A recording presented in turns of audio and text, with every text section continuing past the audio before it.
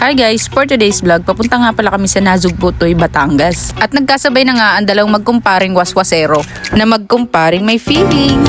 Nandyan ka na naman, pasulap-sulap sa'kin.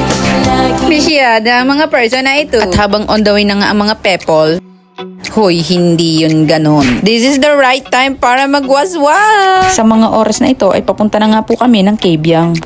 Parang feelings niya sa'yo, kaibigan lang pala kayo. Kaibigan lang pala, kaibigan. At alam niyo ba guys, masakit din sa puwet pala ang ganito. Masaya din naman yung ganitong feelings, yung nagro-rides ka. At habang palayo ka ng palayo, marami kang nare-realize sa daan. Yes, at realization yun sa buhay. Grabe naman yun, ang daming Z.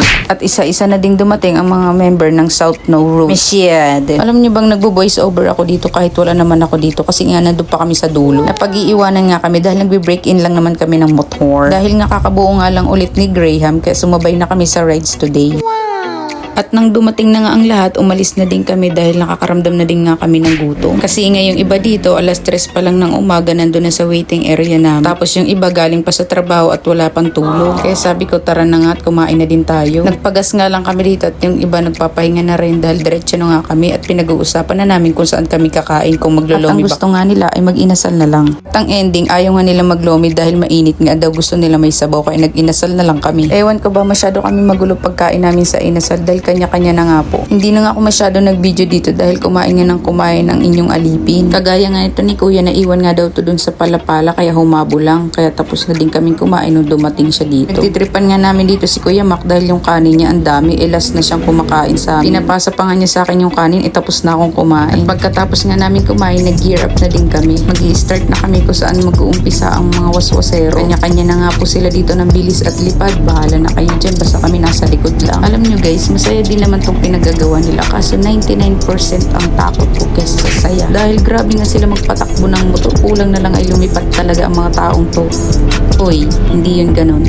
Basta support naman ako sa kanila, basta ang gusto ko lang lagi silang mag-iingat sa kanilang rides. Kausapin muna nila si Lord bago sila mag-arangkada. At nakarating na nga po kami dito sa aming destinasyon at kanya-kanya na nga din sila nagpasikat ng kanilang mga motor. Lipad dito, lipad doon, ganun. Ewan ko ba, hindi ko maintindihan kung bakit sila masaya sa mga ganitong pinaggagawa. At pagkatapos nga mag-testing ng kanilang mga unit, nagkayayaan na nga po kaming umuwi na dahil anong oras na din. At masyado na nga mainit ang pagbalik namin. And yes guys, habang pauwi na nga po kami, gusto ko lang ipakilala sa inyo. Kilala nyo ba tong lalaking to? Isa lang naman siya sa member ng South No Rules at HRT, Humble Racing Team. Siya lang naman si Onsob Works. At kung napapanood nyo nga siya sa mga KR, siya lang din naman yung driver doon ni Puti. Siya lang naman yung alaga kong si Toshio. Nakakatakot na nakakabilib yung ginagawa niya. Kahit alam namin delikado. Alam namin hindi siya pababayaan ni Lord dahil malakas siya doon. Nasa bawat minutong pagpapatakbo niya ng bawat unit. And anyways guys, habang pauwi na nga kami, ito na naganap habang kami ipabalik sa amin. Because good music can be so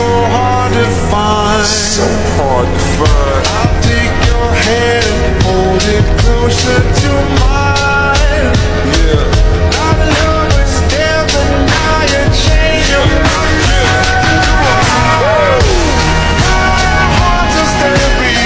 Pagkatapos nga nun, napadaan kami dito at napa-stop kami dahil may namimitik nga daw. Aba, syempre, chance na to para mapitikan tayo. Kaya isa-isa na din namin pinark yung mga motor dito para makuha na kami ng maayos na picture. At inaantay nga lang namin dito yung photographer dahil kinakausap pa nga ni Onso. At shoutout nga pala sa kanilang page na ang Feeling Riders Balmond. I-follow na ninyo sila guys. Andyan yung mga pitik nyo. Malay nyo nakasabay namin kayo sa rides namin. I-check nyo yung page nila. Nandun yung mga pitik nila sa inyo. Baka yung mga asawa nyo nag-rides dyan, mapitikan din yung kasama nila. Hoy, hindi yun ganon. Yung sinabing wala silang kasamang babae pero sa picture may angkas siyang iba. Joke lang po. Shoutout nga pala ulit sa inyo South No Rules. Thank you nga pala sa experience. First time ng alipin na ito at sana may susunod pa. Ay grabe. So ayun lang guys. Thank you for watching. Bye bye.